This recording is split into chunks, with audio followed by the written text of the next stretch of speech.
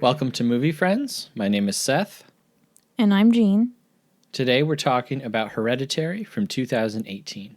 Written and directed by Ari Aster. Cinematography by Powell Pogorzelski. Composed by Colin Stetson. Edited by Jennifer Lame and Lucian Johnston.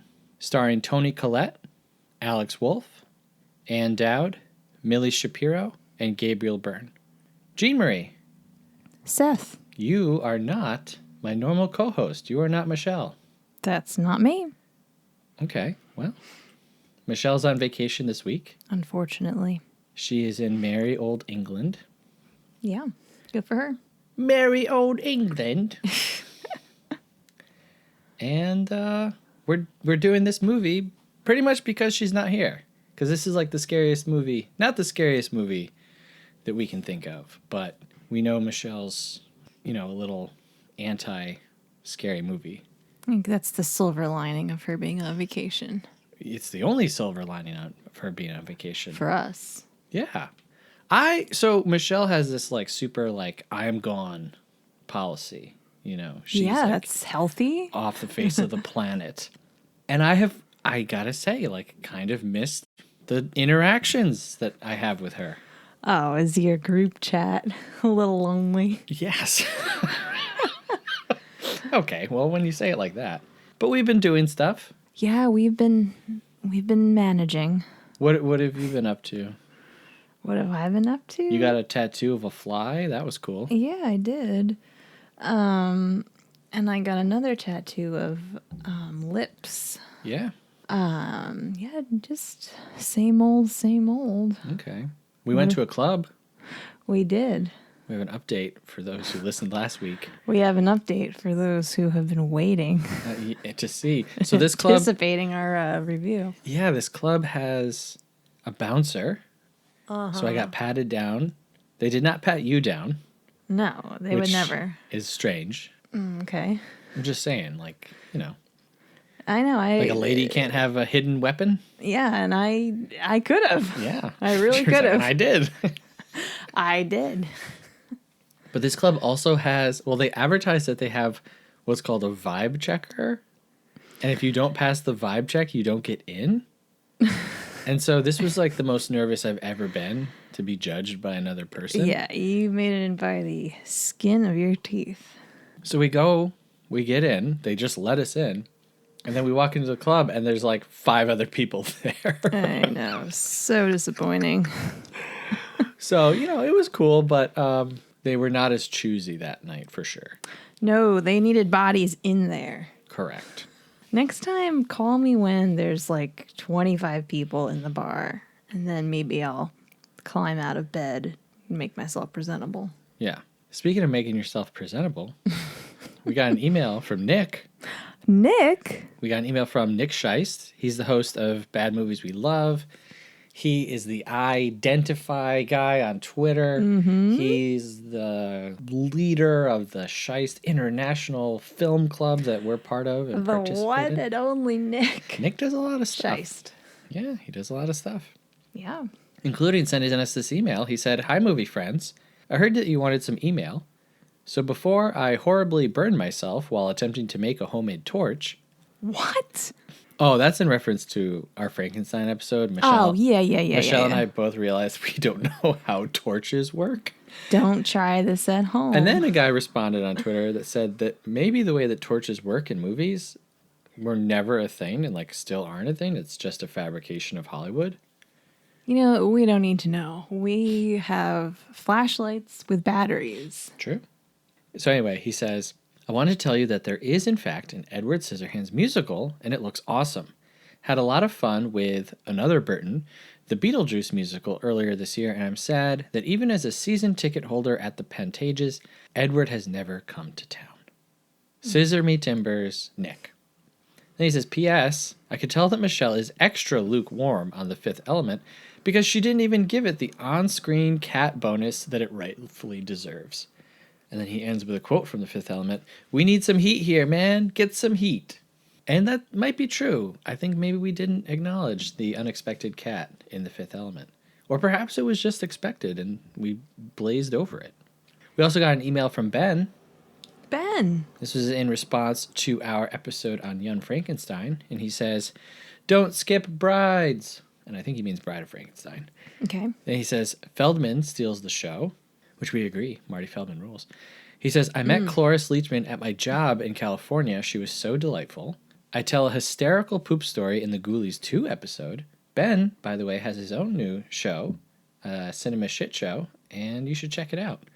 Oh, yeah. They just covered Ghoulies 2.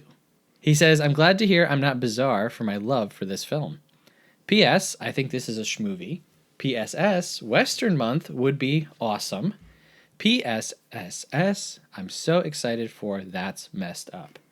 And Jeanmarie, what's That's Messed Up? That's Messed Up is a patron-only show. If you join the Movie Friends Patreon, you will have access to That's Messed Up with Seth and Jean and the other shows you have. Yeah, you don't care about those because you're not on those ones. I'm not in that. That's right. Patreon.com/moviefriendspodcast. $5 a month gets you access to 4 shows and a patron-only Discord. And we'll be your friends forever. Anyway, we got one last email. We got an email from Betsy. Oh, Betsy. I was going through our kids' books, and I found that book series, like Heavens to Betsy. Oh, yeah. Yeah, and there's a bunch of them. I wonder if Betsy knows about those books. Yeah. Oh, my gosh. I forget the series name. Betsy, have you heard of a series? Have you heard of a book series called Betsy? Yeah, Betsy and Tacy Yeah, is one of the names.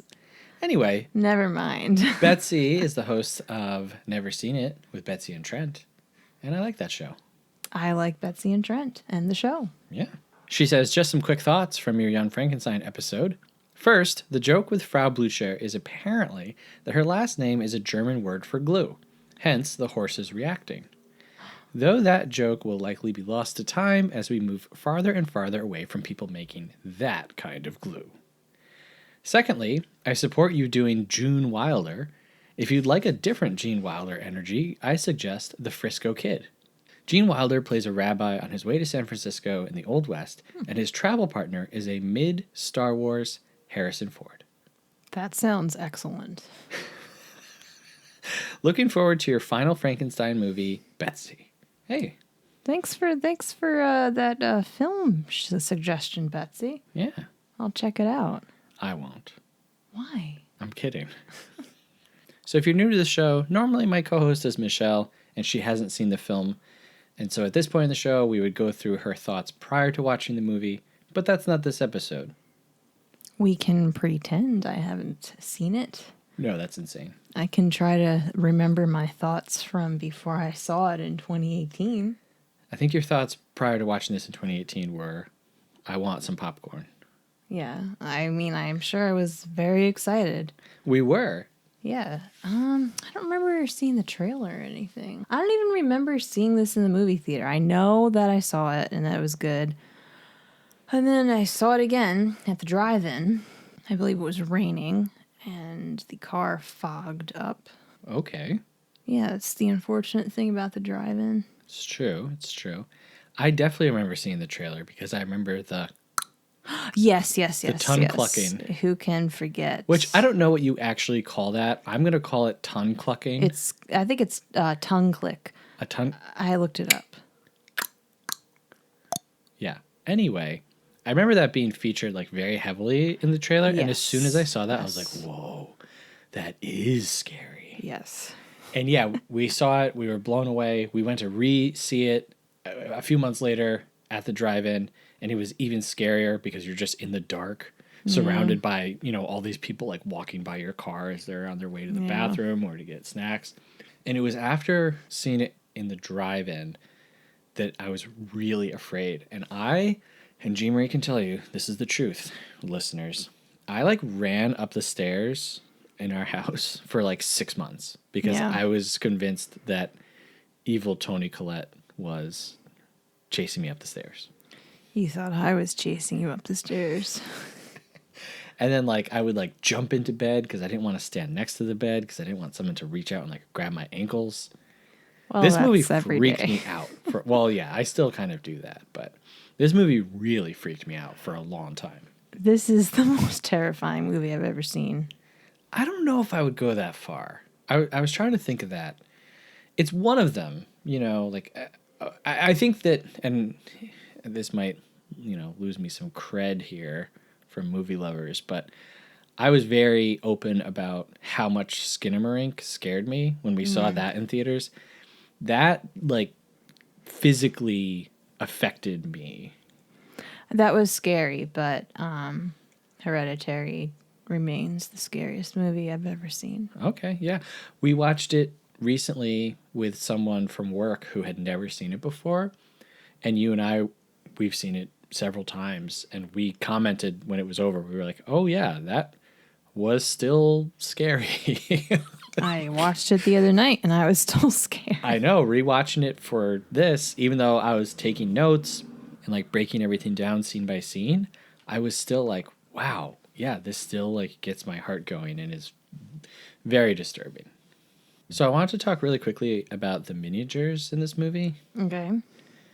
The movie starts out showing us around Annie's workplace. Well, the movie actually starts out with an obituary, but Yes.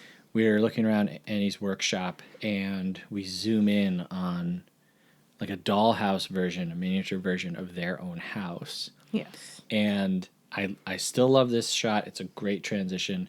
We zoom in on Peter's bedroom, and then as the camera brings it into the full frame, Steve, the dad, walks in, wakes up Peter, and there's no cuts. It looks really great.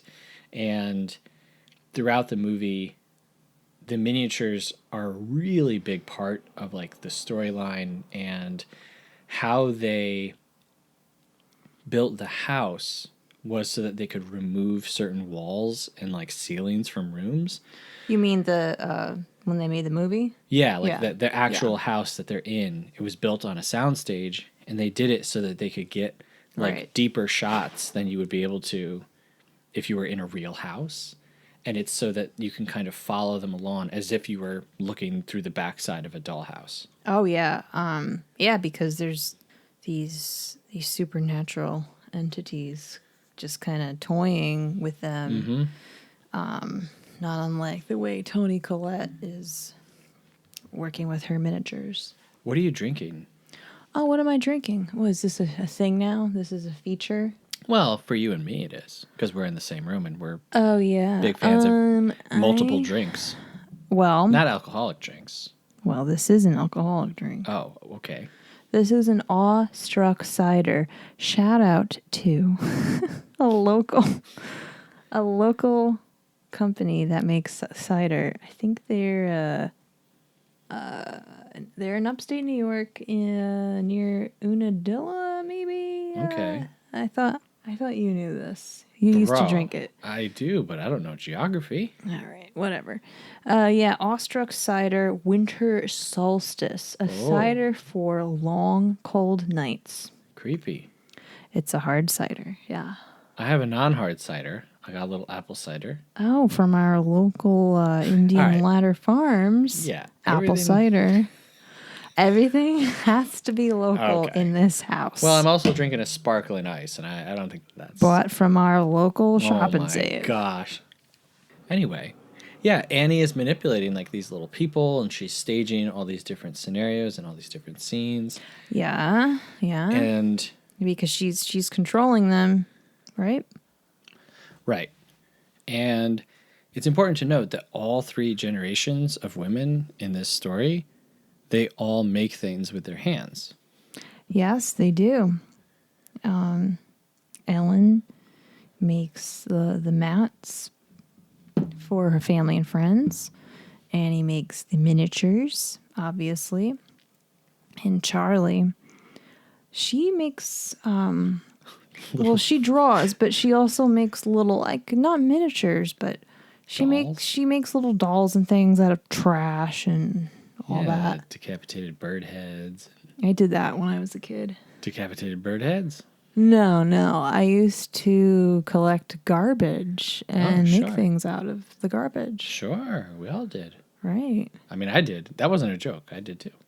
I used to collect cigarette butts off of the beach. And I had them in like a little container or something. And as we left the beach one day, I like dropped it, and all my cigarette butts fell in the parking lot. And I never told you this, did I? No, that's a real tragic story. Yeah. Okay. And my parents are mad at me. They're like, why are you collecting all these used cigarette butts? And I was mortified that I dropped my hundreds of cigarette butts in the parking lot. Oh, you were like a little Charlie. I guess so. And I don't know what I was going to do with them. I don't remember. But I told them because this was less embarrassing than the truth. I was like, I'm just cleaning the beach. I don't like that. Oh. There's cigarette butts on the beach. But why wouldn't you just throw it out? I was saving them for some reason. You never know when you're going to need 100 cigarette butts. Yeah. Anyway. So I found out that this movie was shot in only 32 days. Yeah, that sounds like a miracle. That's pretty remarkable for the end product. Oh, yeah. Ari Aster knows exactly what he's doing. Well, I think we've learned more about Ari Aster as the years have gone on and the high level of anxiety that he is dealing with. Before, I think he said before he even met with any of the cinematography team or anything, he already had the entire shot list written out, which is pretty extreme. Yeah. Toni Collette said that Ari Aster is the most prepared director that she has ever worked with. Speaking of Toni Collette, just wanted to talk about the cast really quick here. I mean, I think we could talk for an hour about Toni Collette in this movie. Yeah. We just love Toni Collette. I mean, I do love Toni Collette. I recently watched her new movie, Mafia Mama or Mama. Yeah, I mean, I don't even remember the name of it. it. I thought it was a lot of fun, and it was really cool seeing her just doing like a comedy. When I was a kid, my first introduction to Toni Collette was as the mom from About a Boy. Yes. And how old was she in that I have film? no idea. I'm pretty sure she's younger than we are right now. Good Lord. I just remember, like, she was so, like, she was obviously dealing with a lot of depression, and it was just so intense, and I was like, wow, this is, like, the best acting I've ever seen by a person before. And so I was, like, 12, and I was just enamored. Yeah, and so, like, that set me up for anything Toni Collette has ever done, being like, wow, she's amazing. But I think generally she is, like, she's pretty great, and in this movie, man, oh man, they say that she didn't want to do this movie. She wanted to apparently go back to doing just like comedies. Oh, yeah. Wow. She said like specifically like I don't want to cry at work every day anymore. Oh, well. Which hey, I think that depends on who you're working with. Sure. In the comedy. Yeah, and so she read the script for this and she agreed to do it because it's so good, but. We're going to talk about specific scenes later, so we'll just move on from Toni Collette. But let's move on. I love her in this movie. I believe her in this movie. Like, I feel like I kind of get her. There was a deleted part. I don't think it ever got shot, but like part of the storyline that got removed before they started filming was that Annie used to be Steve's patient. Oh, yeah, that's unethical. Well, I mean, I don't know. I mean, that is unethical, but like, I don't know what the setup was. Like, maybe she wasn't his patient anymore, or. Well, that's interesting because I was thinking, what would have brought them together? Because he's a psychiatrist and she has a lot of, and a family history of psychiatric issues, or is it just witchcraft? Well, right. I'm not Is sure. it actually psychiatric But problems? like, is he the type of person that wants to save everyone, and that's why he's with her? And maybe she felt like she wanted to be with a normal person that could help her, and that's why she got together with him. Right. I think it's both. Yeah, I mean, moving on in the cast, Gabriel Byrne, he's so great. You and I used to watch the HBO show In Treatment that he did. Right. And so, obviously, we've seen him in other things, but it was interesting, back then when this came out in 2018, going from watching him in Treatment. And you don't really know that he's a psychiatrist until 75-80% of the way through the movie when we see his like email address at work. But we both just were like, "Oh, he's a psychiatrist." Like you almost didn't have to be told it in the movie. Like he just feels that way, and like his character Steve, I feel so bad for him because almost every scene that he's in, he's trying to help take care of the family in very practical ways. He's always reminding everybody to take their shoes off. Yeah. He's cooking dinner. And he's so, like, nothing that he does matters at all. Oh. I know, right? I mean, if we weren't dealing with witches and demons, I'm sure he would have contributed a lot. Oh, yeah. He's a nice guy. Like, he definitely cares for his family. And I think that he definitely cares for Annie. It's just, this is so far beyond the realm of what he's capable of handling. I don't think he even sees it that way. He doesn't notice the supernatural element of it. Right. I mean, he's there at like the fake seance that she does. And even the next day, he's just like, "You're sick. I'm calling the police." And you know what I mean? Yeah. Well, some people think that that's a natural phenomenon. Yeah. I mean, he could also just be, it's his defense. Or he's in denial. Right. I want to talk about Ann Dowd. Oh, yeah. The wonderful, amazing Ann Dowd. She is Kim Kelly's mother. Oh, yeah. In Freaks and Geeks. I love it. Which is another Patreon show that we do. We do episode by episode. She's Freaks and Geeks recap show. And she's amazing in that show. She's amazing in Handmaid's Tale. A series that I don't really enjoy, but I love her performance in it. I've never seen an episode. You don't have to. Oh, okay. Read the book. She's also great in this film called Compliance. Oh, yeah. Which is a true story, based on a true story. And Compliance is one of the most disturbing movies I've ever seen because you know that it's based on a true story. It really happened. It's so messed up and like it's just unnecessary. But Ann Dowd is wonderful in it. And like Ann Dowd plays this like I'm a middle-aged woman who is very like I'm setting you on edge. You know what I mean? Like she just does that so well. Yeah. Oh, I like her character in this though. You like Joan? Well, up until we realize who she really is. But yeah, she seems like a nice lady. So, Millie Shapiro as Charlie. Yeah. I mean, is she up there with like all-time scary kids in horror movies? Yeah, she certainly is. Oh. She's great in this because she's not malevolent. No. She's not malicious. She's very withdrawn. But man, like she cuts the head off that bird. I know, but she just feels like doing it. I know. Well, so Ari Aster he's been very explicit in that there is really no Charlie. Yeah. That is Payman from like the time that she was born. Yeah, it's interesting. I have a hard time seeing it that way. Yeah. I mean, me too. But like, it's hard because like in possession stories, we're thinking of, this demon that's like evil and like is gonna be like killing people and like running rampant.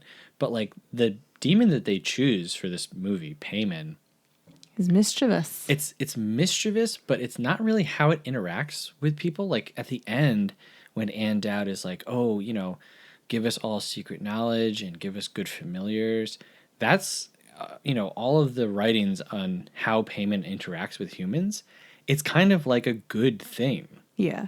I mean, if there was no murder and Sure, the sacrifices. and if everyone treated each other well and they were good parents, and then there would be no problem with this. Correct. I would say, let them conjure payment. What do I care?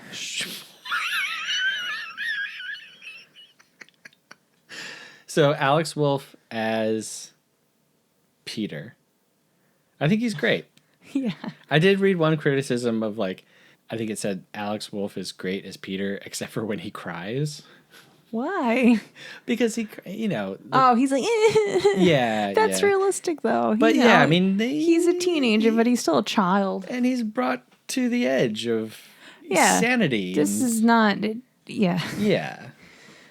So speaking of Peter, the theme of this movie is partially free will versus, things that are destined, or the title Hereditary, right? These things just come to you from the former generation. You have no control over it. Yeah. One of the miniatures that we see that's in the foyer of their house. Do you say foyer or foyer?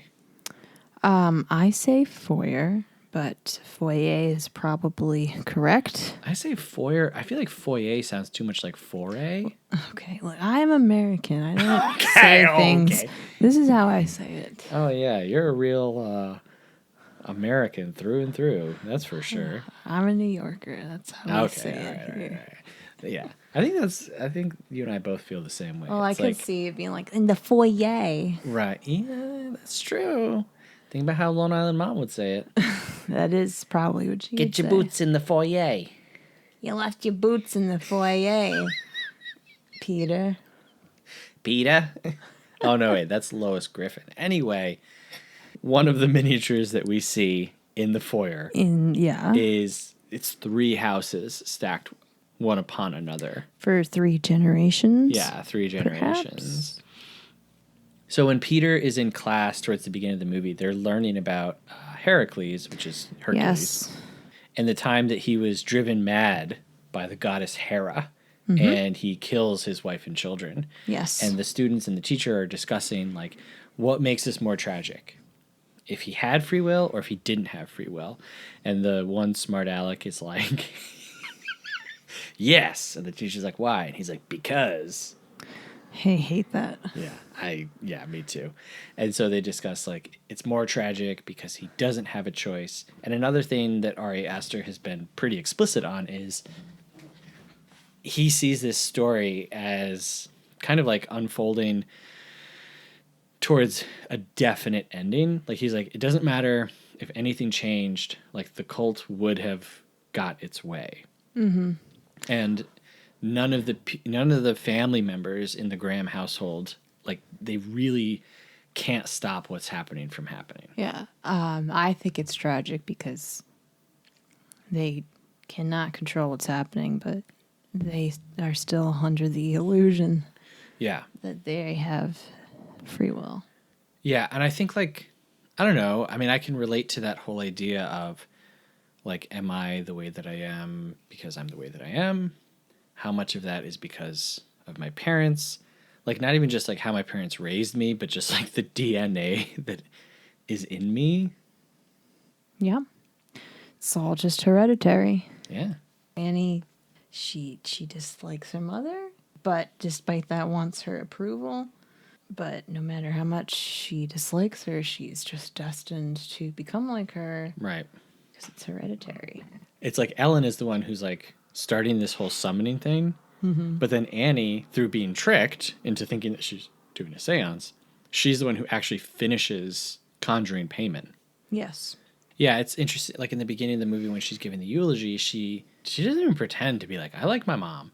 She just starts out my mom had a secret life and rituals and But then as soon as things start to kind of fall apart for Annie, which understandably so. This is the stuff that happens in this is insane and crazy. So I'm not trying to blame Annie, but she starts lying, saying oh, I'm going to the movies. Yeah, she's very secretive with her own family, which Like, what? There's no shame in going to like a grief support group Right. that she's going to. I'm sure her husband, who's a psychiatrist, would be fully supportive of that. Why Right. not? Right.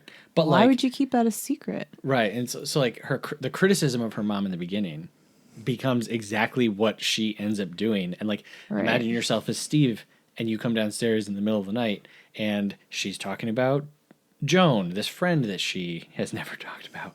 She talks about going to this place that she never mentioned. She's doing these like weird rituals and stuff like that. So she literally fulfills like everything that her mom was doing in secret for years. Right. Yeah.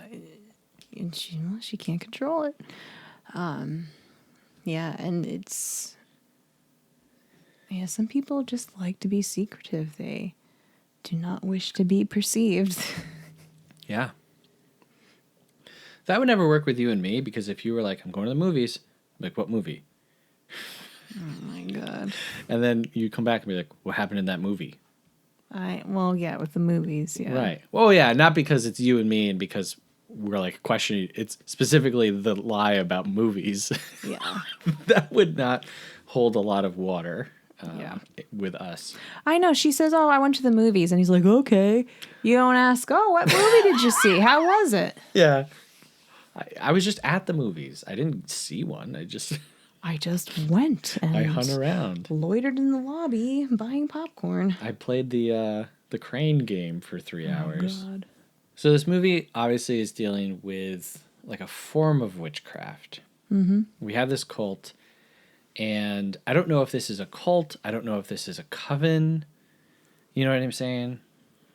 Yeah, seems a bit. I don't know if it's a cult. A little bit culty. Mm-hmm. They seem like a nice group of people. Sure, they're always smiling. And, Yeah, in the photographs. yeah. If she could just have, maybe if she had just let Annie and the kids In on brought it? them all in on it, they could have all been a happy family. Maybe. Who knows? So we get some words written Yes. on the walls.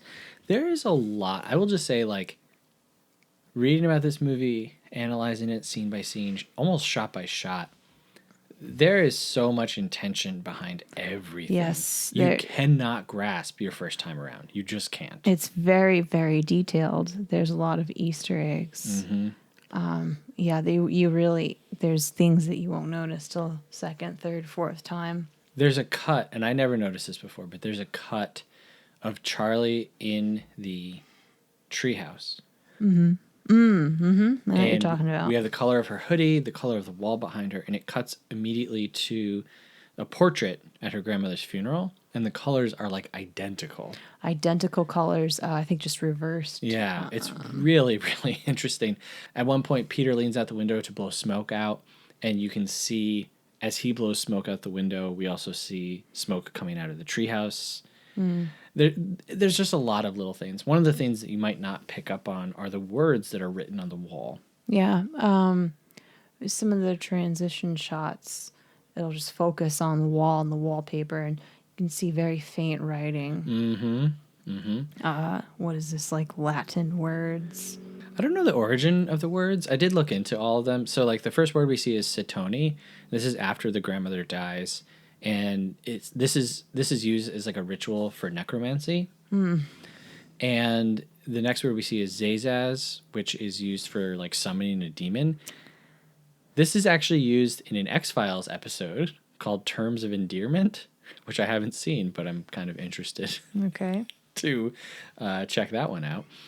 After a lot of the events, the last thing we see is Liftok Pandemonium, which is 2 words. The first one means open, and the second one means chaos or hell. Chaos, pandemonium. Yeah, so it's like right before everything like really For, goes crazy. yeah. And so it's wild because, you know, the cult, they're opening the grandmother's door.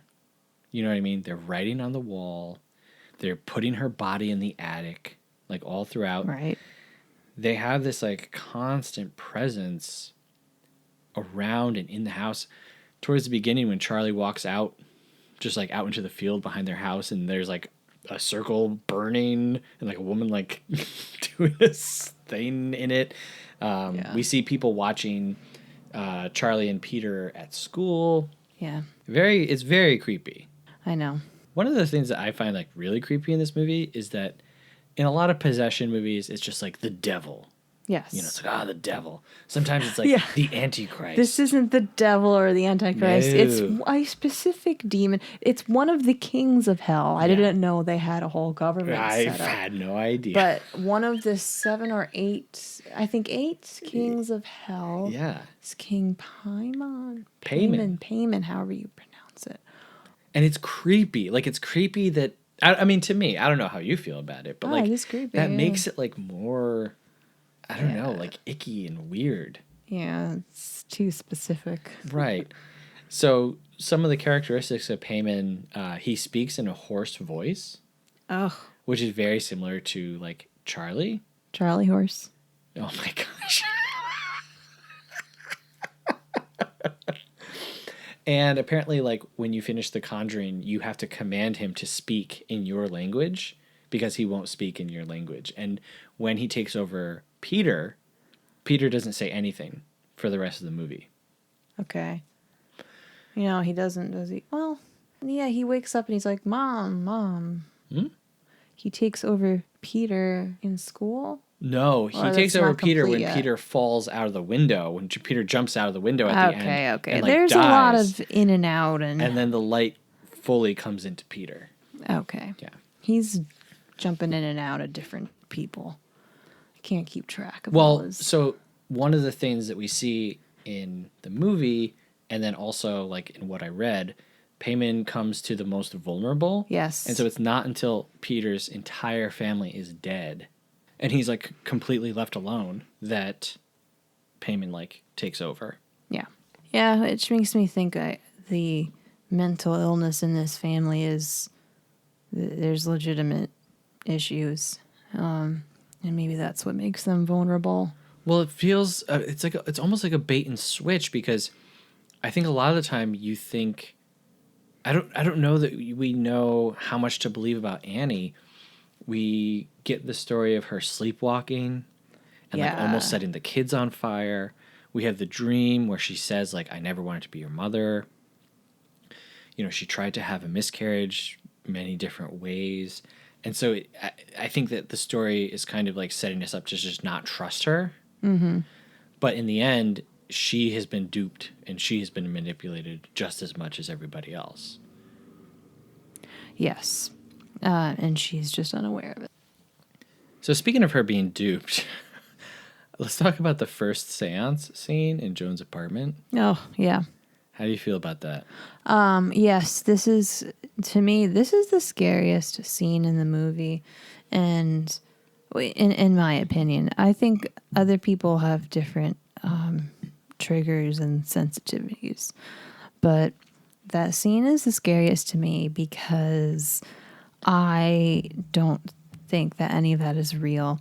And I also don't some people like, I sense like an evil presence or something like that. I just don't have a sense for supernatural energies or anything like that.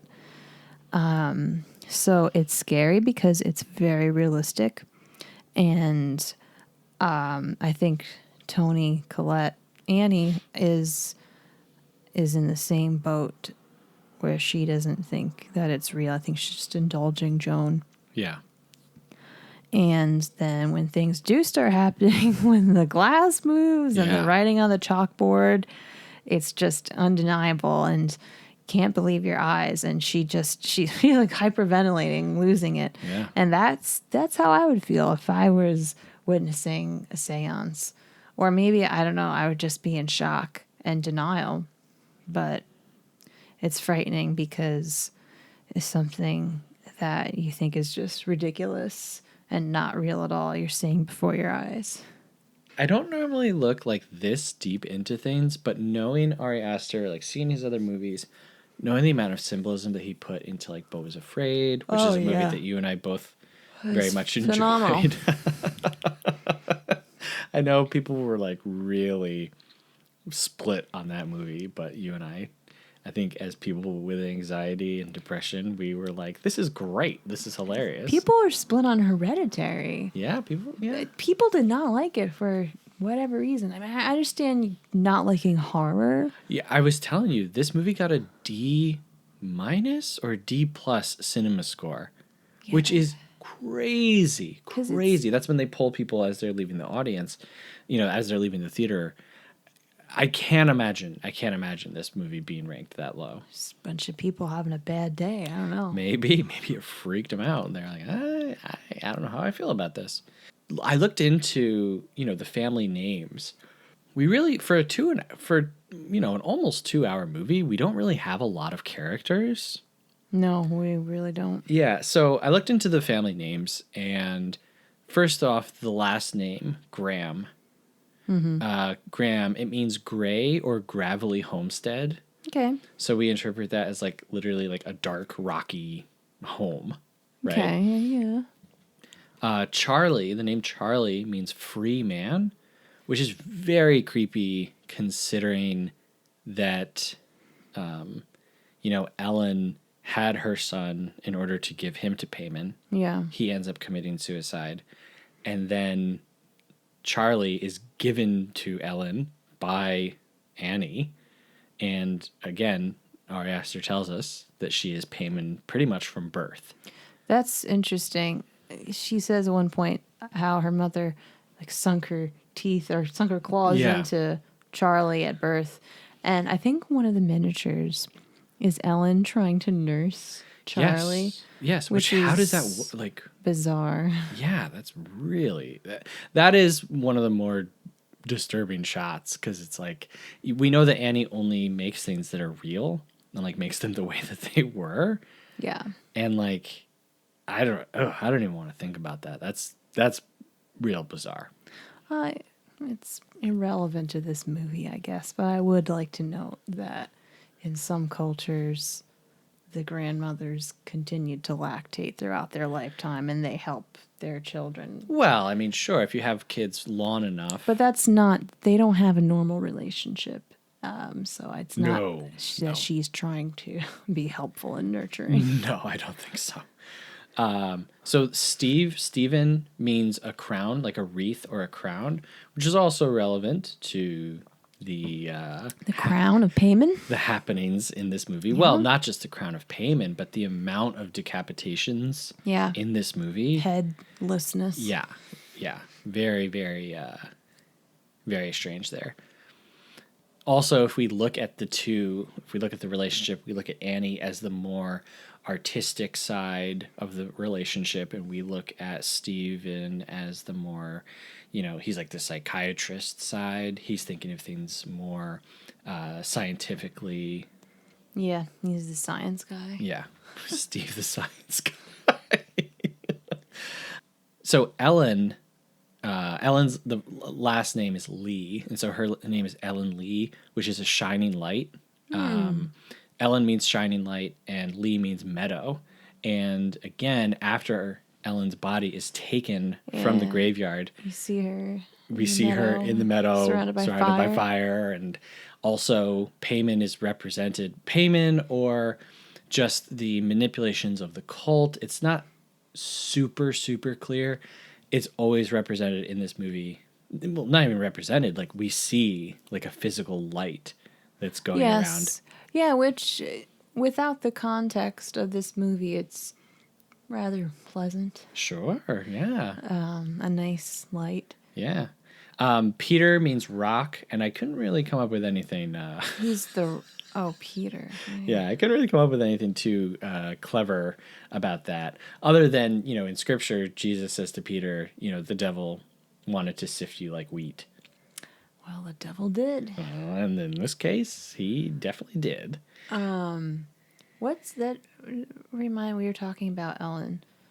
I should have looked into it, but in one of the photographs in the photo album, is her in a white dress, and there's flowers or confetti. Yeah. Oh, they're throwing coins on her. Coins, as the conjurer. What's going on with that? Well, that's part of the whole invocation of payment coins is because of the riches. riches to the conjurer. Right. Yeah. Oh, well, she's Yes. dead, so she can't enjoy them. Right. But she says, she leaves a note to Annie that says, like, It'll all be worth it. it will all be worth it. Right. And so what their afterlife reward is as conjurers of payment, I have no idea. I don't know. Yeah. Hopefully it's worth losing your head over. Nothing's worth losing your head over. So Annie's name means gracious. Mm-hmm. And I was thinking about that, and I was like, I'm not really sure. But then I looked up Joan, and Joan is a variation of John, right? And Same meaning. It also means gracious. Yeah. And so that was very interesting to me because Annie and Joan are like gateways for each other into each other's world. There's probably a term for it, but they're like two sides of the same coin. Yes. Yeah. They're So it's similar role. Yeah, it's through Joan that Annie like accepts and then invites this, magic or witchcraft like into her home and into her family. And it's through Annie that the cult and Joan are able to get a foothold into the house. Yeah. So anyway, I know that might be not anything, but again, like looking at how Ari Aster writes and how he puts a lot of thought into symbols and names and things like that. He's the kind of director where if you notice a detail in the movie, I'm sure it was on purpose. Oh yeah. Really quickly, I just want to talk to you about a few specific scenes. Yeah, some messed up scenes. One, of course, the scene that everybody knows from this movie, which is the first decapitation scene. Oh, yeah. Ugh. Do you remember seeing this in theaters and like how you felt? Or even just now? No. No, yeah, it was definitely shocking. I said this in our other episode. I don't like when things happen to children. It's just so sad when she's having the allergic reaction, and and I felt really bad for Peter too. Yep. And he tried his best, but it was her own fault. She stuck her head out the window. He's trying to drive in an emergency. How is he going to avoid her hitting the pole? Well, and we know that also was the manipulation of the cult, and there had to be some kind of magic involved because they the have symbol no control. of payment, they have no control over anything. They're just this is all meant to happen. And you're gonna say I think the symbol of payment is on the pole, the phone pole. Yeah. So that was meant to happen. Call an ambulance. Like, don't try to drive to the hospital yourself. You know what I'm saying? Yeah. I don't know why. He's a kid. You can't. Yeah. He was doing what he could. Yeah, I remember seeing this for the first time, and Charlie was in so much of the marketing and the previews that you definitely thought like, oh, this is who this movie is about. Yeah. And so for her to die 30 minutes in, 20-ish, 30 minutes in, I'm not sure how long it is. She's gone pretty early. It's so shocking, and it happens in a way that is very shocking, and that the camera just focuses on Peter, and he's kind of like like breathing like that. It's very upsetting. It's very disturbing, and I think as parents, it's very hard to watch this. It's so sad, and it's so devastating. Right, like it plays on like innate fears that you have as a parent of like, what is the worst thing that could possibly happen, and that's like going into your car and finding your dead child, and you don't know why, horrible. You don't know how. The head's not there. Right. Either. And like her crying and screaming, like when she finds it, and then at the funeral and in her bedroom. Oh, it's deeply, deeply disturbing. Yeah. And you contrast that to when she lost her mother. The thing is, even if she had the best relationship with her mother, children are supposed to see their parents die. Right. You're not supposed to lose your child. Right. That's the worst thing that could ever happen. So I want to talk to you about the dinner scene. Oh, yes. I remember seeing this in the theaters and just thinking, like, this is the best thing I've ever seen in my life. Toni Collette, his mother. Yeah. Don't you swear at me. Don't you ever raise your voice at me. It's amazing. It's there's this whole idea of like, oh, is good acting just yelling, right? But she's not just yelling. No, yeah. Yeah. I don't know. I mean, I don't know. Do you have any thoughts on this? It's a classic. It's an awkward dinner for them all. Yeah. I don't know if we haven't mentioned this before, but her relationship with Peter has been very strained for a while. Oh, I mean, you shouldn't. I know sometimes your kids drive you nuts, but you really shouldn't get too triggered by your kids because you're the adult. Well, I mean, okay, I don't know. I know. Okay, you'll be you can't take what they say personally. Like I'm saying, there's nothing. My kids are never going to actually offend me. They'll annoy me, but I'm not going to be like, oh, look, they said I'm a meanie. Like I must be a terrible person. No. Okay, all right. Unless I've actually did something that I feel guilty. But what I'm saying is, No, I understand what you're saying. I'm just saying, like, I don't know if I'm there. Like if my kid calls me ugly, I don't care. Oh, well, I mean, if anyone calls me ugly, I don't really care. I have a mirror. I know the truth. All right. Well, I don't think you're ugly. Well, I'm glad that you don't think it. Doesn't change what's happening here. Okay. No, I just mean like I feel like my kids are like the quickest to get under my skin. Yeah, I'm saying they get under my skin, but at the same time, they don't offend me. Having a kid is like... They drive me crazy, but... It's like you're forced to live in the same house with, like, your tormentor. But you can't, like, do anything, and then you have to, like, take care of them. Yes. Meanwhile, they're just, like, dripping, like, drip, drip, drip, drip, drip on your brain 24 hours a day. It's like... This generation of millennial parents Yeah. is into gentle parenting, and we're less authoritarian and more authoritative than our parents were. Right. So, but it's like Toni in this moment, like, earlier when Peter asked to borrow the car and she's like giving him attitude, like out of nowhere. She's like, well, where are you going? Are you drinking? I'm just asking if you're drinking. Blah, blah, blah. I was like, man, he seems like a nice kid. Just let him. Yeah, but he's getting high all the time. He is getting high all the time, but it doesn't seem like they really care that much. I guess they don't know. But in this dinner scene, after everything that she's been through, I really don't blame her for kind of going off on him.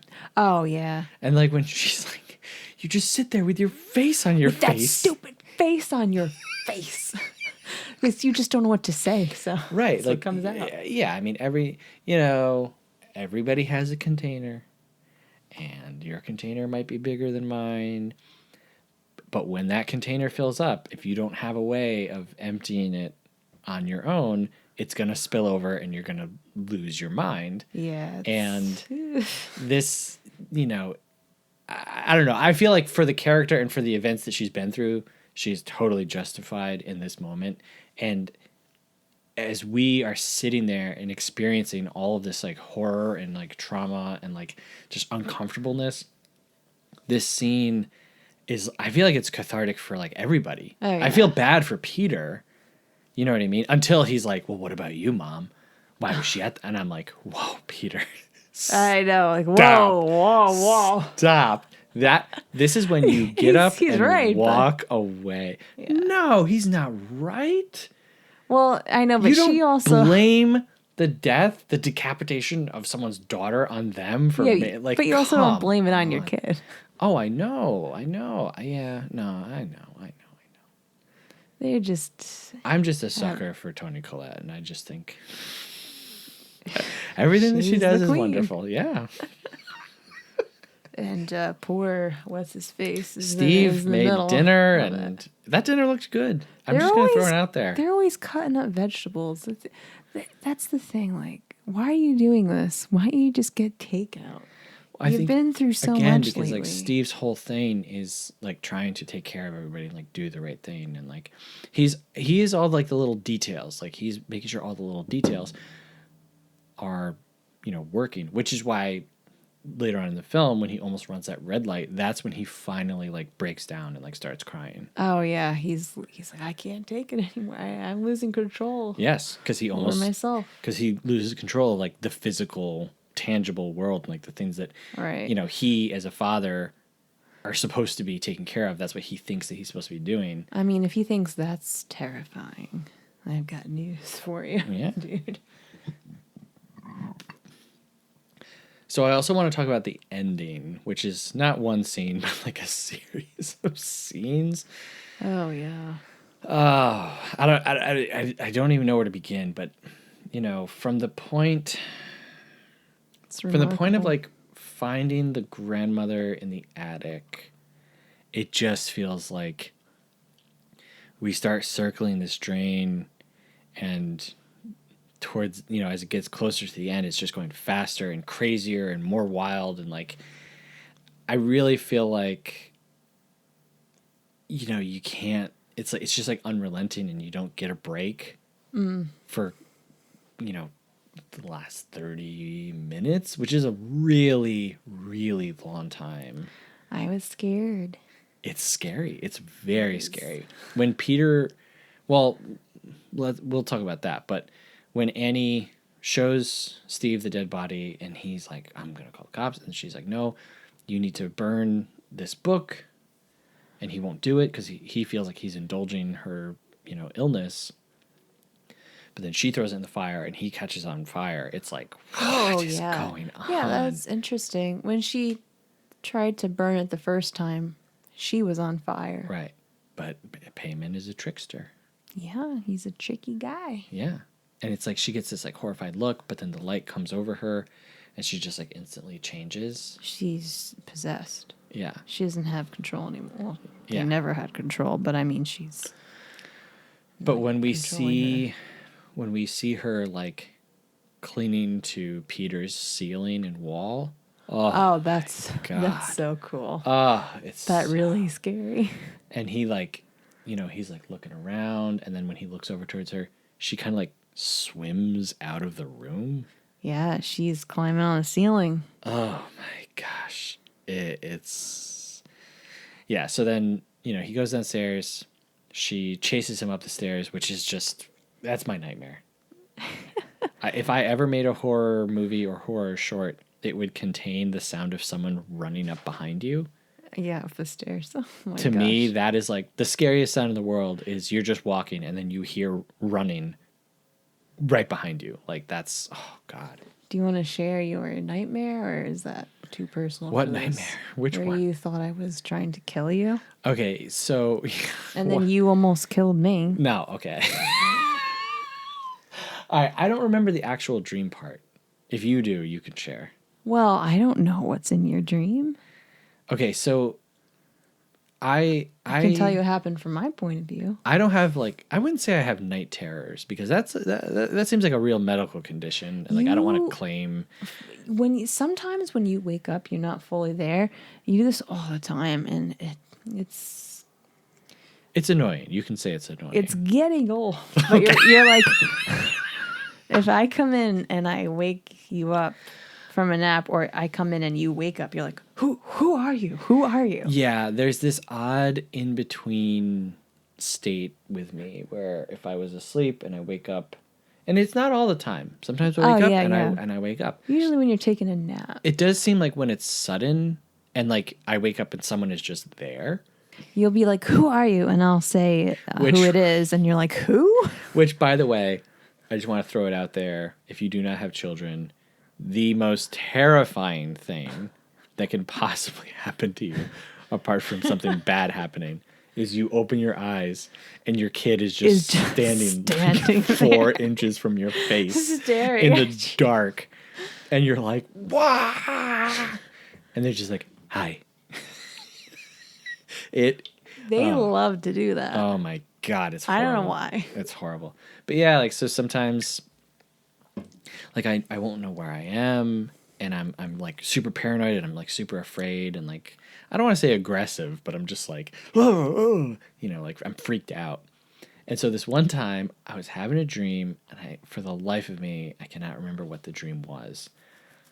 But It was the night after we saw this in the drive-in. yeah. But in the dream in the dream I thought I killed Jeanmarie, I think. And what was happening in the real world was You were I trying was like to kill me. I think I was like making noises. I was like, right? No. And you were like, "Are you okay?" No, you were like, you were hitting me. Well, No, okay, no, that sounds extreme. Yeah, no, this- it was like flappy all right, hands. this is all not good. No. You woke up and you were like, they can't see me, but you were doing like flappy hands. yeah. I was like, slapping me. well, like I think in the dream I was like choking you or something. Ooh. And so you were like waking me up. And so I'm like in that between state of like, ah. But then once I woke up, I didn't know what was real and what was a dream. Oh yeah. And this was definitely like the longest that's ever taken me to get over it. But it was probably like 10 minutes, which felt like a lifetime, to where I thought that I had like actually hurt you or like something. And you just kept being like, no. This was a very upsetting movie for Seth. It was terrible. Well, yeah, Hereditary really got inside my brain. Ooh, yeah. But it was like that was like one of the scariest things in my life because I literally didn't know what was real and what wasn't real. I'm sorry.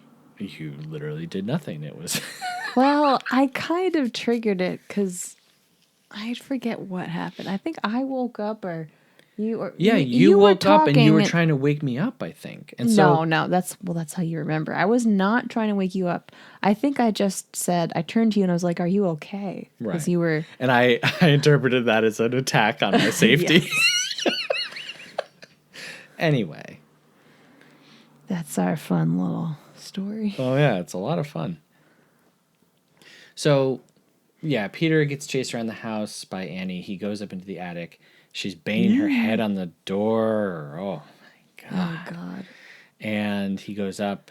We see a picture of him in a circle of candles, and the eyes are gouged out. It's not something you ever want to see. Yeah. Photo of yourself like that. He turns around because he hears this like squelching sound, and it's Annie, and she's like floating in midair, and she's cutting off her own head. Well, that's terrifying. But before that, he sees the naked people. I don't think. Well, he sees a naked person chilling out. downstairs before he runs upstairs. But he sees seen, one just standing there in the attic as well. No, we see someone Okay. in the shadows. First, he sees his mom cutting her head off, and then he turns and sees the 3 naked people, and that's what makes him scream and jump out the window. Not seeing his mom floating in midair cutting her own head off. Yeah. See, That was so scary though because she's just yeah. so she's very mechanical and robotic as she's doing it. Oh, it's still effective. It's still effective after you've seen it multiple times. Yeah. So that's not cool. But then he sees the naked folk. Right, and he's like, ah! It's kind of funny. Like I know. he turns and sees them, and he literally goes, ah! And jumps out the window, like as if that's like the most horrible thing you could see. Right. There's not to get off track, but another little part that always makes me kind of laugh is when she's doing her miniatures. And Steve, he's so forgettable. I'm sorry. Oh my God. I'm bad with names. He comes in. He's like, "What if she's building a miniature of the accident?" Oh yes. like, why? Oh, she's processing her grief. This is how she does it. Right. And he says, what if Peter sees this? This is, and she's like, what? This is a neutral view of the accident. Right. It's like, okay, I mean, sure, yeah. Yeah. But back to the end. Jumps through the window. Lands in the grass. Right. And again, like, I'm pretty sure he doesn't survive that. Well, the body survives. Right. Yes, he survives, and then Payman can now fully possess him. Really quick note, when Peter is also in class, they're talking about the story of Iphigenia. Okay. And which is like another story of parents like sacrificing their kids. Yeah. So yeah, I mean, and I just wanted to bring that up to say like everything in this movie is pointing at something else. There's so much here. Yeah. Like, we didn't even... If you haven't rewatched this in a while, like look into some of it and then go rewatch it, and you can see the story like laid out from the beginning. Oh, yeah. Even we were noting like the poster, which is like Tony Collette and Charlie's, their heads next to each other. First off, it looks like disembodied heads. Yeah. And then second, in the foreground is a toy that Charlie has made bowing down to a decapitated head. Yes. Oh, my gosh. Yeah. A lot of Easter eggs Yeah. throughout. So we see the light go into Peter. He wakes up and does the... Oh, he does it, yeah. Yeah. And Guess that was Payman doing that all was along. Payman's thing, man. That's his fun little mischievous tongue click. Yeah. Peter goes, or Payman, or Charlie, because Joan calls him Charlie. Well, first the body Right, of the headless Annie body goes floats, flying up into the which treehouse. is very creepy. So, first of all, that's terrifying. Yes. We get all of this soaring music, like... with like chimes and tinkling. I love and, the final score, though. It's I must say, creepy. Creepy. It's interesting because it is really creepy, but the music is so cool. It's almost, just a beautiful moment ending to the story. For the cult, this is not a horror story. This is a success story. This is good, to get into their perspective and this is something that they've been working for like decades. Oh, yeah. You know what decades. I mean? Since Ellen's first kid. Mm-hmm.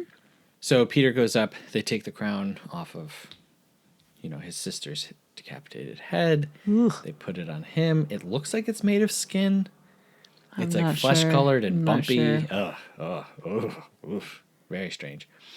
And she tells him like, you are Payman and we've corrected your female body, and give us all secrets, and give us favor, bind men's will to us as we have bound our will to you forever. And it's like everything in this is like very disturbing and creepy to me. Like that whole last monologue from Joan is just like, oh my God. I would like to say this treehouse is much larger than it appears to be. Yes.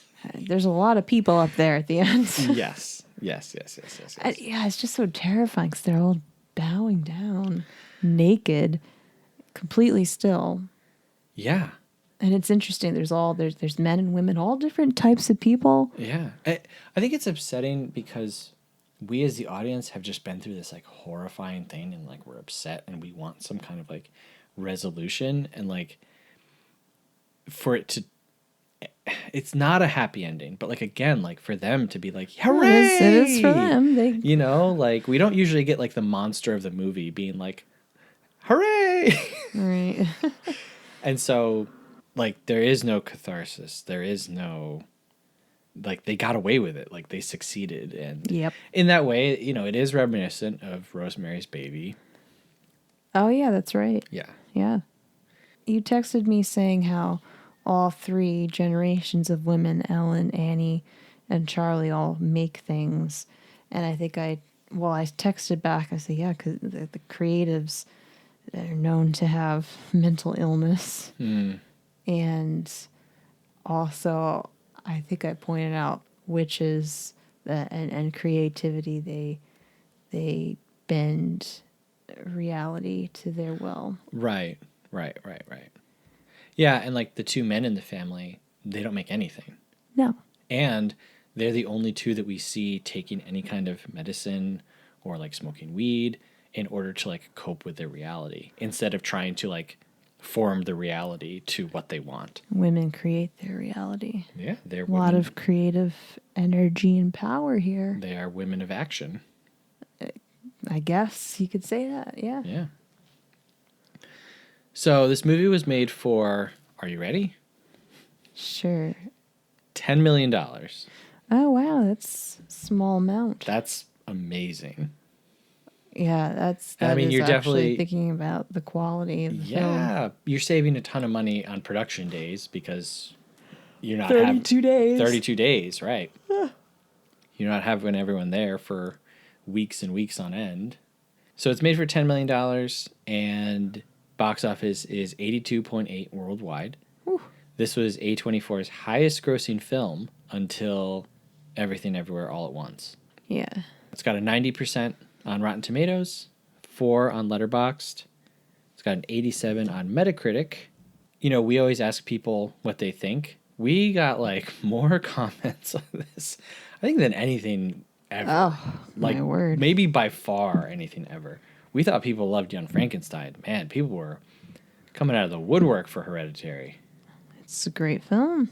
Speaking of people coming out of the woodwork, we got a voicemail from Newman. Oh, boy. So let's listen to that real quick.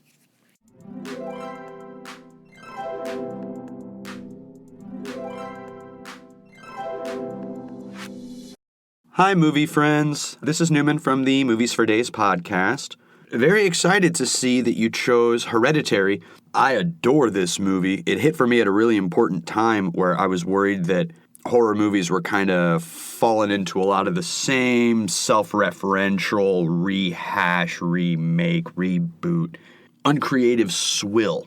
Right within a couple of years, I saw The Lighthouse, I saw the Suspiria remake, and I saw Hereditary. And I said to myself, it is a new day. The family drama here is played so perfectly. I think every actor gives a marvelous performance.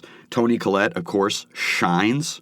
I'll never not be interested in a Toni Collette performance. But I think Gabriel Byrne is fantastic in this as well. The dinner scene, of course, has become so iconic.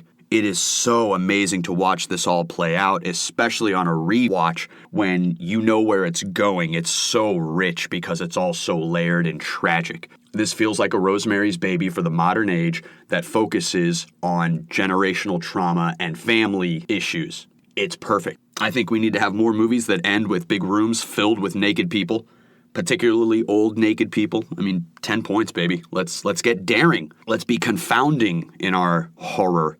The final little thing I just wanted to touch on was Gabriel Byrne's breakdown in his car after he's almost pulled into a busy street and caused an accident. It's so layered. He almost did to his family what just happened within, I don't know, a week or whenever it was that we had the daughter die in the car accident. This character who's been bottling everything up and trying to keep it all together, having that moment to just completely emotionally unload on himself, it's really something to behold. Yeah, that's what I got. Love you guys. Keep rocking and rolling. Frank Tober forever. Goofy movie, hopefully on an upcoming episode. And hi, Jeanmarie. Hail King Payman. Bye.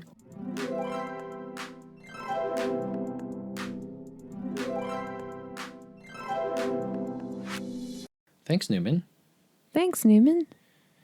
Good insights. Yeah, maybe you shouldn't be saying hail payment. You're going to curse this podcast. Yeah, we're not doing good now. Thank you. Yeah. Thanks a lot. So we reached out to some friends on Twitter to ask them what they thought. Derek at Aspect Ratio, not spelled like ratio, but Ratio. yeah. During the start of COVID, I got really into watching movies while on an elliptical. Well, that's the way to do it. Put this on, and my heart rate got so high I had to stop and sit down. I was just going to say. Some great stuff, but I kind of grew tired of it by the end. Oh, okay. Do not exercise and watch Hereditary. Okay, I won't. I will not exercise. Stephanie Kennerly at Abandoned Thoughts, but the S is like capitalized, so it's like Abandoned Thought S. Okay. Or just Abandoned Thoughts. I don't know. She says, there aren't many horror movies that can have me legitimately crying my eyes out. That's where it hooked me. Oh, yeah. Yeah, I Yeah. agree. It's very upsetting. Soren at Soren Stancliffe says, the form is good, but it completely fumbles the commentary on mental health. Yeah, but we're not here to talk about. Well, are we though? Maybe we are. No, that's a good point, though. No, I don't like to demonize Yeah. folks with mental illness. So they say a movie which commercializes the PTSD experience, gross in itself, left an actor with PTSD. Who? Alex Wolff said that he sought therapy after doing this. Who is he? Peter. Maybe we shouldn't have children in films. Maybe it's exploiting them. Well, was he over 18? True. He could be like 30 for all I know. I have no idea how old Alex Wolff is. So anyway, left an actor with PTSD, and for that it completely fails. Plus the writing is shallow. I was left with no questions. I was left with a lot of questions after watching this for the first time, but... Well, you don't have to be left with questions. True, well... But I think they wanted to be. Right? Yeah. Well-lit movies at well_lit_movies. This movie is not well lit. You don't think so? No, you can't see anything. It's dark. They say, astounding debut. So masterfully written and constructed. I don't get a single criticism of this movie other than maybe it drags a little in the middle. Well, compared to the breakneck speed of the... The beginning and end. Yeah. Ian Smart at Dr. Ego Trip, which I thought that was pretty funny, says, it's good. Scary in parts, funny in others. Very classy while being fun. The major issue with modern horror is the critical community's inability to see value in the schlocky side of horror, which is why James Wan is such a legend. He melds both so well. Oh. Yeah. Yeah. Bringing a little James Wan into the discussion. Sure. And I agree. I think we both... I mean, you're sitting here wearing a Possession 1981 shirt. Yeah. What about it?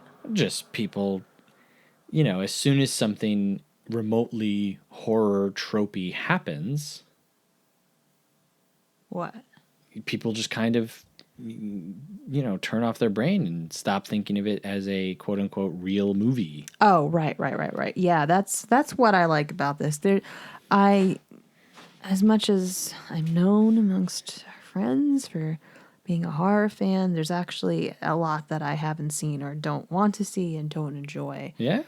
I'm in the same boat, man. Because I want it to be a good movie, not just a horror. A lot of horror movies are not great. I agree. I mean, I think that's the truth with any genre. Take sci-fi films, 90% of them are bad. Yeah, and this is a good movie, whether or not you enjoy horror. Well, so I pulled a quote from Ari Aster about that whole thing because he did not originally intend this as a horror movie. Well, it's scary. So he's he's horrified. Right. He wanted it. I mean, he wanted to include a lot of these horrible things, but he wasn't like, oh, I'm going to make this about like demons and cults and stuff like that. So he says, if you want to make a bleak drama about grief and trauma and people trying and failing to navigate tragedy, then you might very well end up with a wonderful film that doesn't find distribution, or it doesn't get seen, or just simply doesn't get financed. Forget whether it sees the light of day. You might not be able to get it made. Ooh. Yeah. And so, he said in another place, he's like, yeah, I realize that there's horror tropes, but how can we take those tropes and do them well? And sometimes those tropes are there for a good reason. They exist for a good reason. Okay. Felicia at Cinnamoroni. Good old Cinnamoroni. Cinnamon noodle, as Michelle would say. That's right. She says, I've never seen this movie. I just want to say hi to Jeanmarie because she's the best. Oh, and I said, no, you're the best. Well, maybe neither of you are the best. Okay. But this movie is the best. Trent Gorm. We heard from Betsy earlier. Now we're hearing from Trent. Oh, yeah. At Timonius. Trent is the host of Never Seen It with Betsy and Trent. Another good podcast you gotta listen to. Yeah, well, the same one we referenced earlier. He says, to say nothing about the Oscar snub to Toni Collette, Hereditary is a fantastically effed up movie. The depictions of out-and-out suffering give it such a heavy feeling that you can't help but wail along with the characters. Did you wail, Trent? Trent did, yeah. He couldn't help it. And then he says, also beheadings. So many beheadings. Yes, that is correct. You kind of mentioned Felicia's podcast while you're bringing up podcasts. I know. I'm blowing by everybody. Yeah, Felicia. Seeing Faces in Movies. Check that one out. She's doing like the best of the best movies of all time. Yeah, she really is. It's kind of insane. So those are some friends that we do know. Now we're going to go to a segment of the show where we hear from people on the internet that we don't know. It's called Half Star, 3 Star, 5 Star.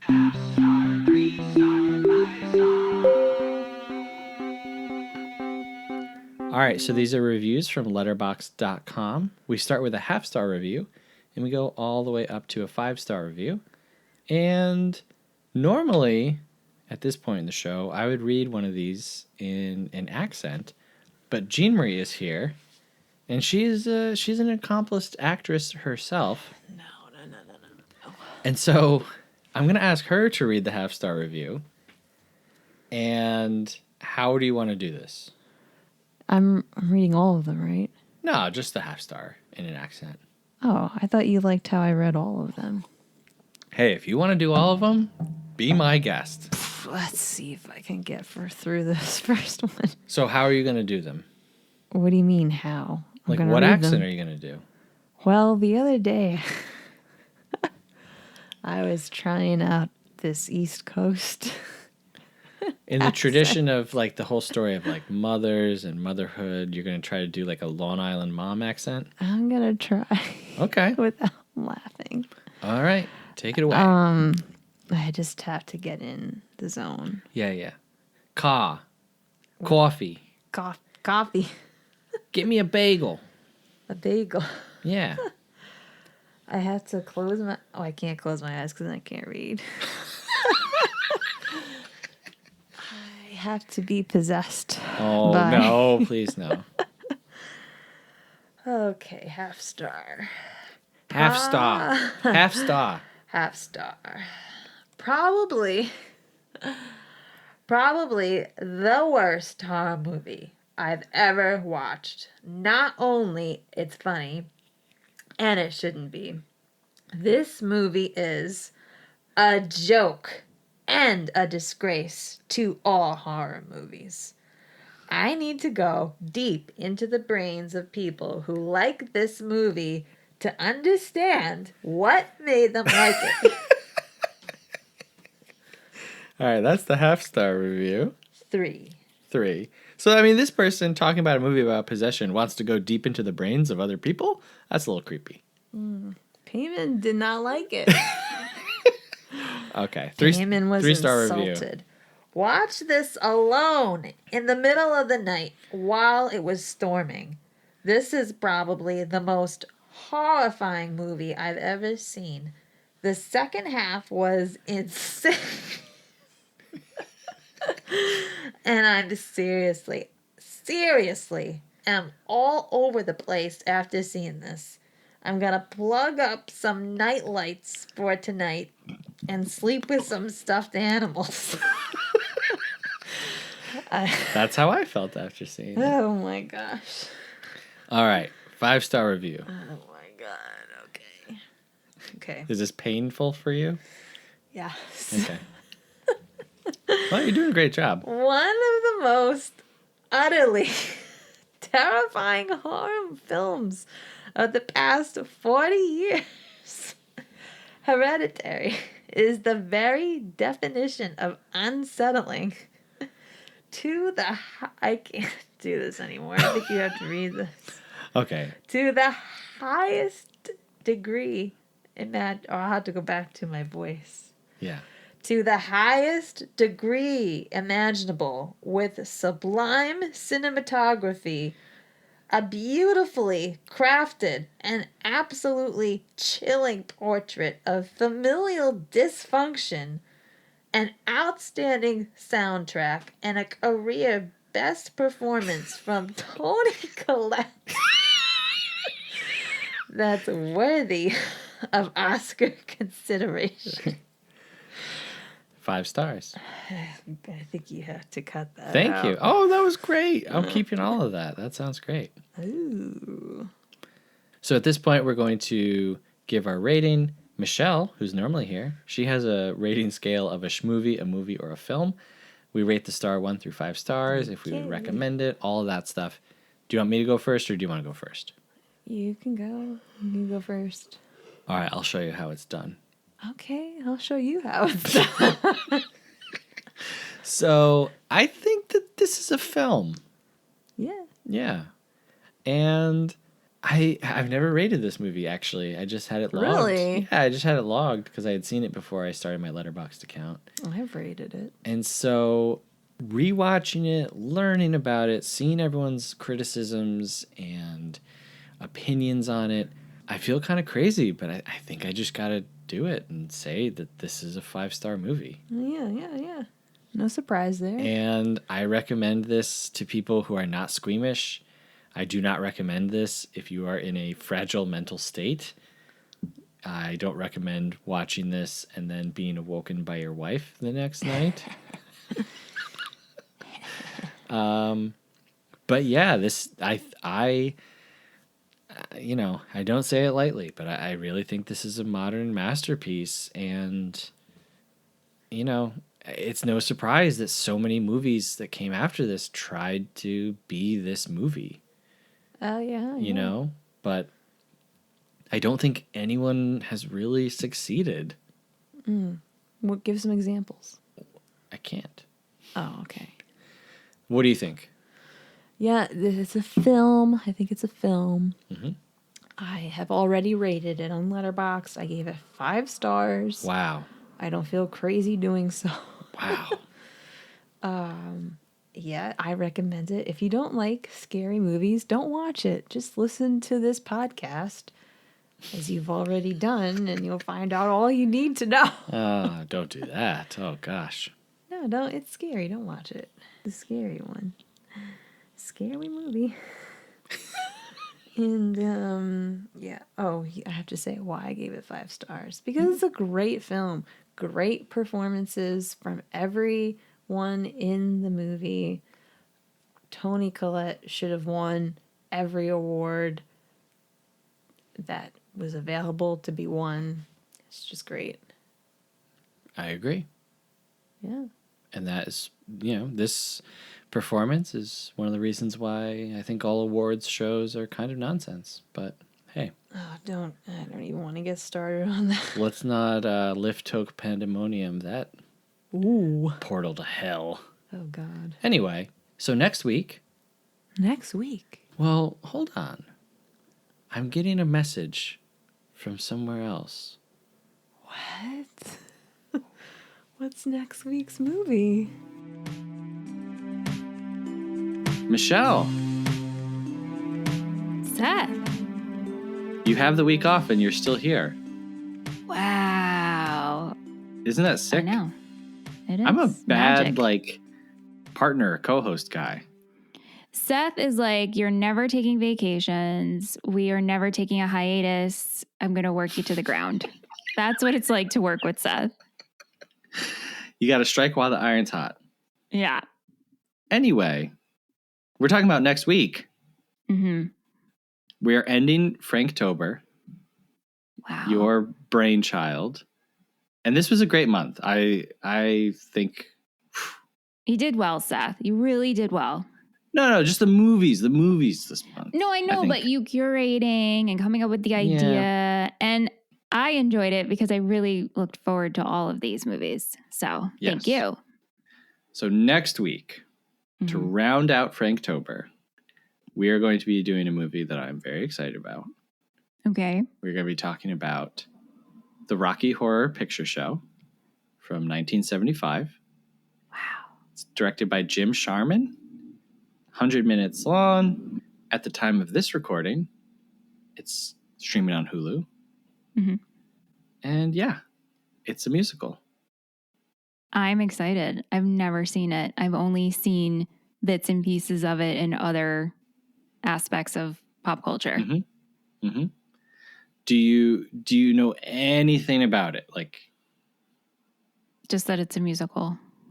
okay, all right, Yeah. cool. Well, that's it. Wow. You can go back on vacation now. Thank you so much.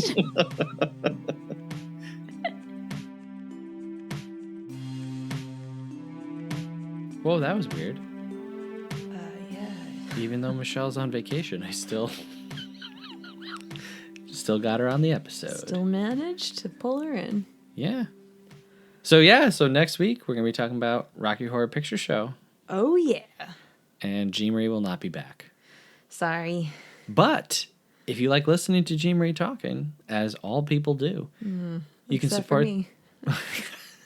You can support the show, patreon.com/moviefriendspodcast. $5 a month gets you access to 4 additional shows, including a show that we call That's Messed Up with Seth and Jean, where we talk about horror movies or David Lynch films or sometimes just weird artsy movies. Anything weird or unpleasant, That's us. we love to discuss. We also do Ghibli Gabs, which is the opposite of that, where me and Michelle talk about the films of Studio Ghibli, which Delightful and delightful and pleasant. amazing and life-changing.